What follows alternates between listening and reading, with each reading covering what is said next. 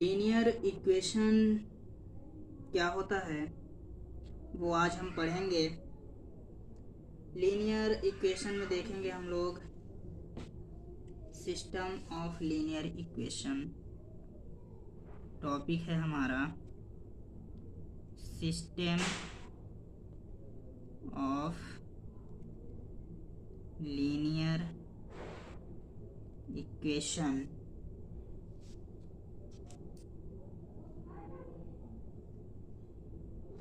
इसमें देखेंगे standard form of a system of linear equation,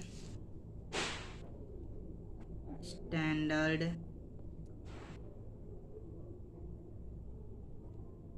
form of a system of linear equation, system of linear equation. इसको हम standard form में देखेंगे कि क्या होता है। तो इसके लिए can be written in the matrix form, can be written in the matrix form as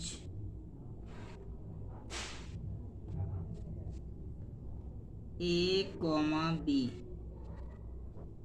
इसे हम बोलते हैं augmented matrix,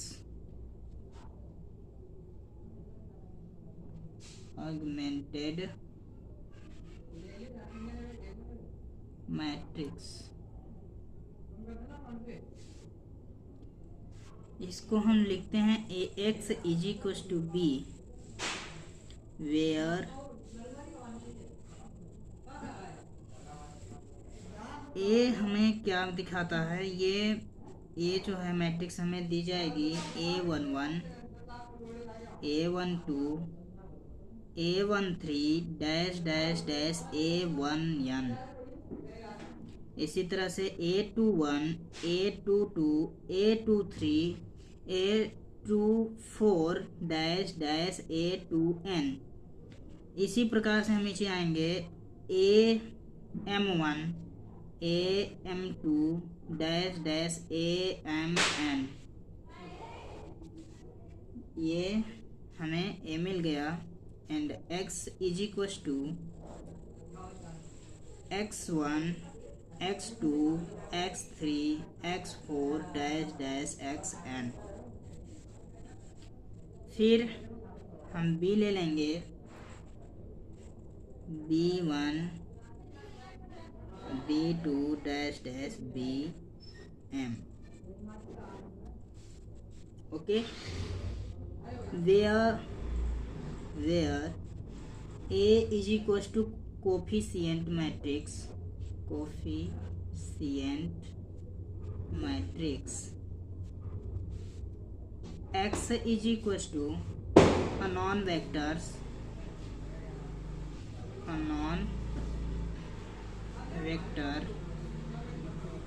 and B is equals to constant vector, constant vector। अब हमें क्या देखना है, सिस्टम ऑफ लीनियर इक्वेशन में ये कितने टाइप के होते हैं system.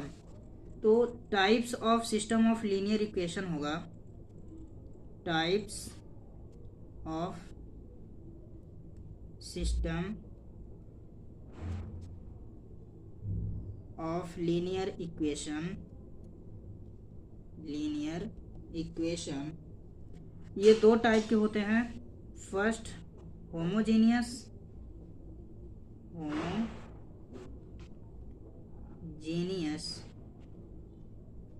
System, and second non homogeneous, non homogeneous system. Homogeneous में क्या होता है कि इसमें जो कांस्टेंट टर्म है वो इसके जो all elements every each element will be 0, we can say if all constant terms are 0, that is b1 b2. If all constant terms are 0,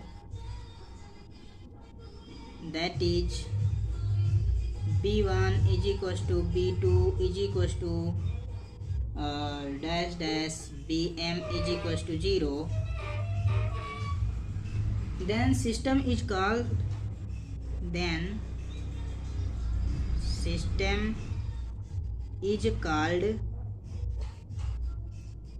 homogeneous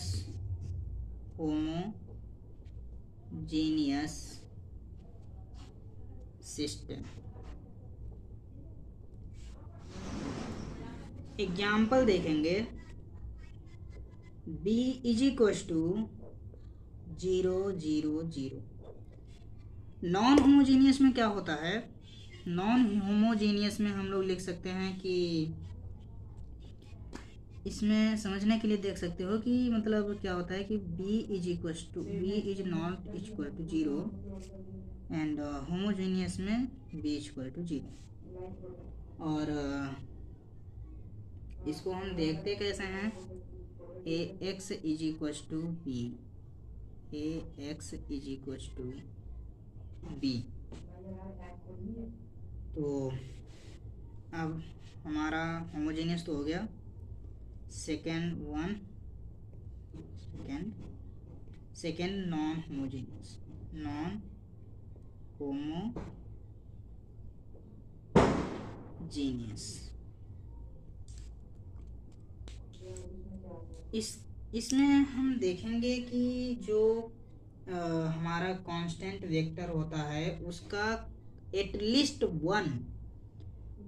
one element is not equal to 0, then we can say system is non homogeneous. तो इसकी definition लिख लेंगे, if at least one of the constant term is non-zero, one of the constant term is non-zero, that is the constant vector, that is the constant vector b is not a zero vector, b is not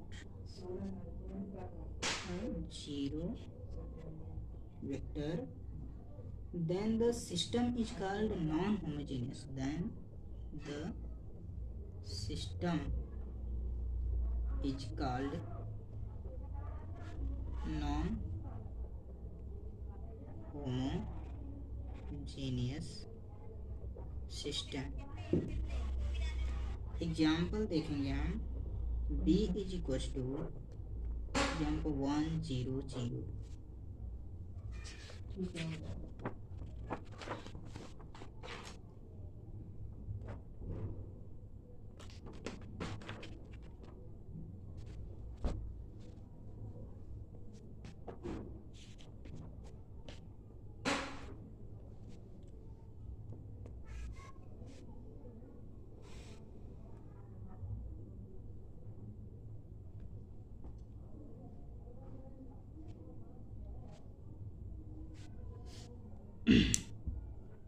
फिर term आता है consistency का। Consistency आपको question में बोलेगा कि check दी consistency, तो हम क्या करेंगे, चेक करने के लिए consistent system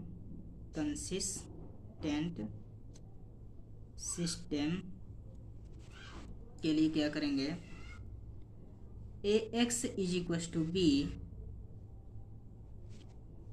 is said to be consistent if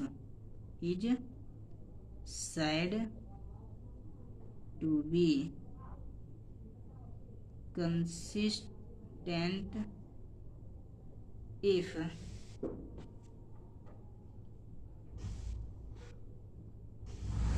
one or more solution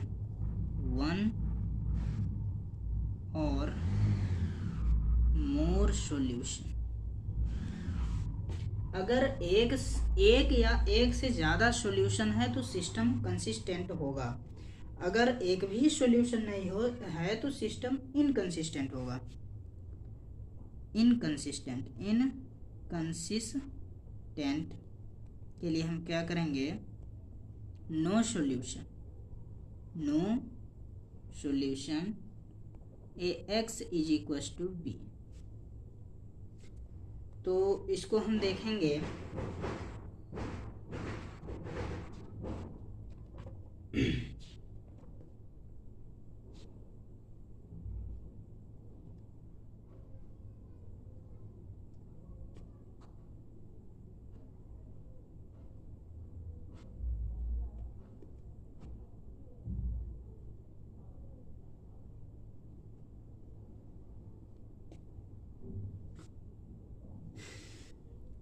अब आ जाएंगे होमोजीनियस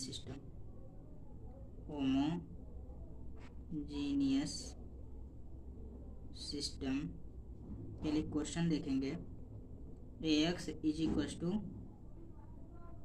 क्या b होता है, जिसमें होमोजीनियस में b इज इक्वल्स टू 0 हो जाता है। तो हम देख लेंगे Ax इज इक्वल्स टू 0।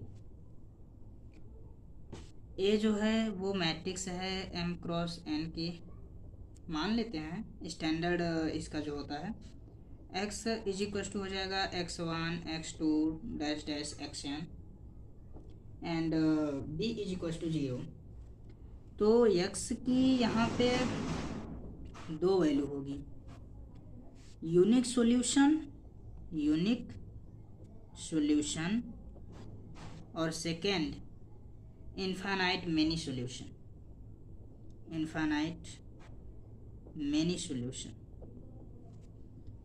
तो यूनिक सॉल्यूशन जो होगा वो कब होगा, rank of A is equals to rank of A B and rank of A B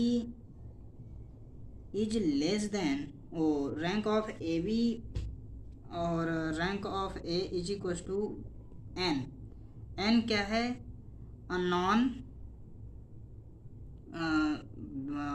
जो हमें दिया रहता है इक्वेशन में वो अननोन होगा इसमें, जैसे x Y Z unknown.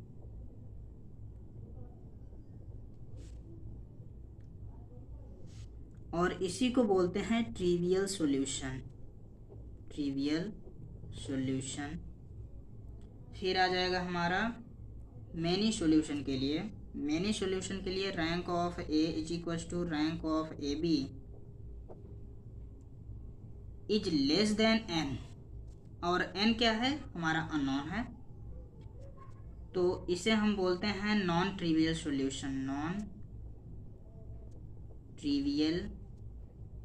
Solution.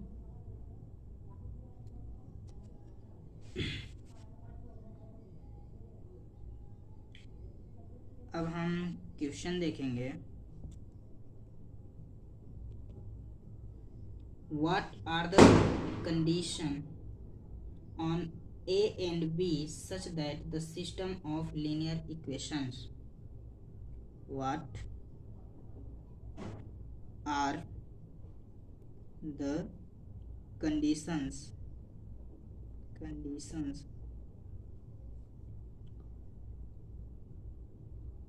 on A and B such that system of linear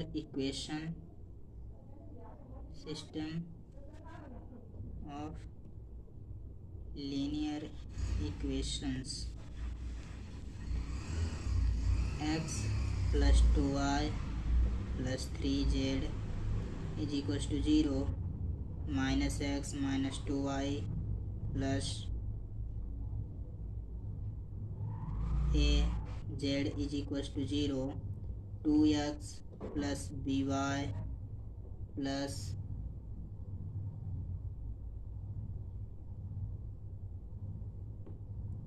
6z is equal to 0 हमें फर्स्ट नंबर बोला है यूनिक सॉल्यूशन और सेकंड के लिए बोला गया है इनफाइनाइट मेनी सॉल्यूशन। हमें क्वेश्चन में क्या बोला गया है कि what are the conditions on A and B such that system of linear equations.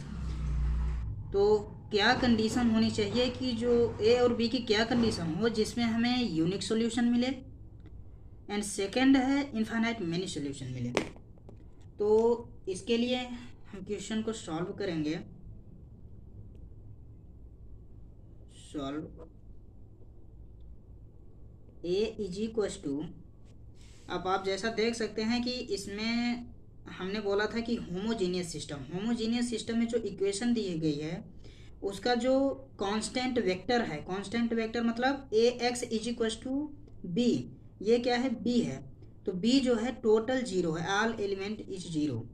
And जो एलएचएस है, एलएचएस में आप देख सकते हैं कि जो अननोन है ये एक्स वाई जेड ये तीनों क्या है अननोन है और इसके जो कोफिशिएंट हैं अननोन वेक्टर के जो कोफिशिएंट हैं वही मैट्रिक्स के रो में आएंगे। तो हम देख सकते हैं 1 2 3 -1 -2 A 2 B 6 हमारे क्या हैं ये आ गया A। और अगर इसी तरह से हमें x देखना हो तो x इज इक्वल टू आ जाएगा जो ये वेक्टर होगा x y z। ये आपको दिखाने के लिए किया गया है, ये इम्पोर्टेंट नहीं है क्वेश्चन में लिखना। And b is equal to 0 0।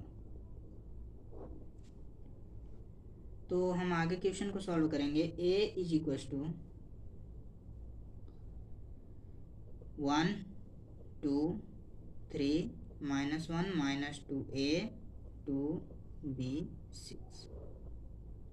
अब हम इसको क्या करेंगे कि इकेलॉन फॉर्म में कन्वर्ट करेंगे। जैसा कि आप लोगों ने पीछे पढ़ा होगा इकेलॉन फॉर्म में कन्वर्ट हम इसलिए करेंगे कि इसकी रैंक हमें निकालना है और रैंक फाइंड आउट करने के लिए हमें इकेलॉन फॉर्म में कन्वर्ट करना पड़ेगा। तो हम देखेंगे ए को कन्वर्ट करेंगे R3 goes to R2, interchange कर देंगे। इंटरचेंज इसलिए करेंगे कि इसका जो हमें ये दिया गया है ये इसको हम ऊपर ले जा पाएंगे तो हमें ए मिलेगा ए इज इक्वल टू 1 2 3 2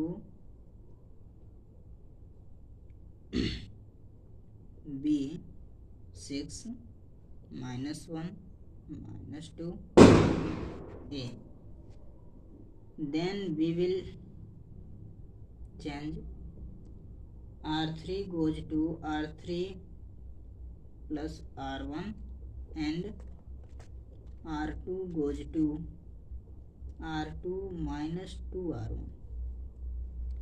तो हम देखेंगे कि A is equal to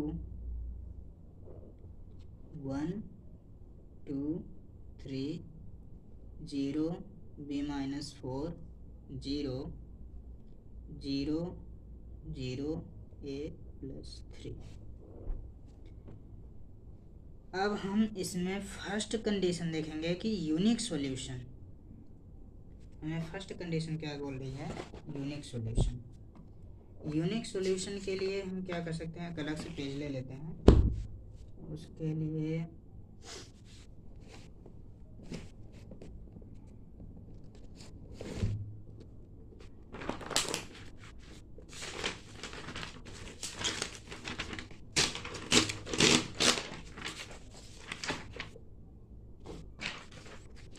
first condition हमें क्या बोलती है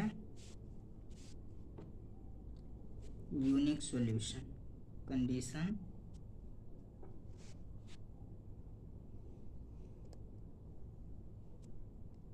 फर्स्ट फॉर यूनिक सॉल्यूशन। तो यूनिक सॉल्यूशन के लिए हम क्या करेंगे, क्योंकि अननोन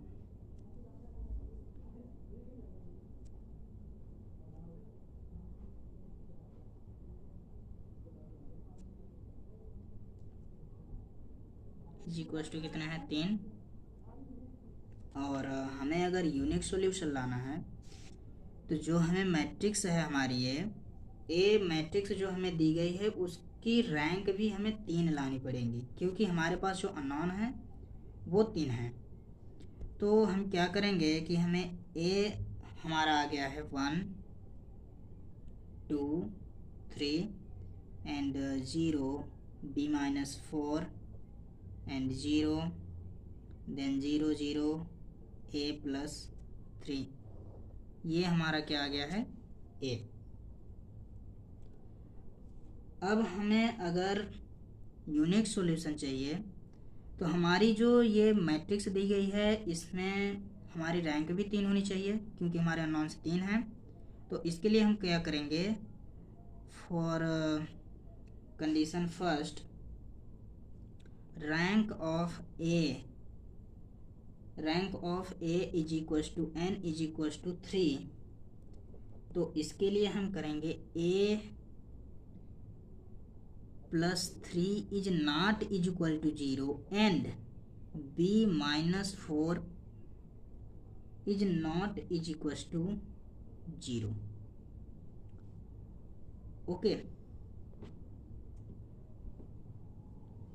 तो क्या होगा, a is not is equal to -3 and b is not is equal to +4। then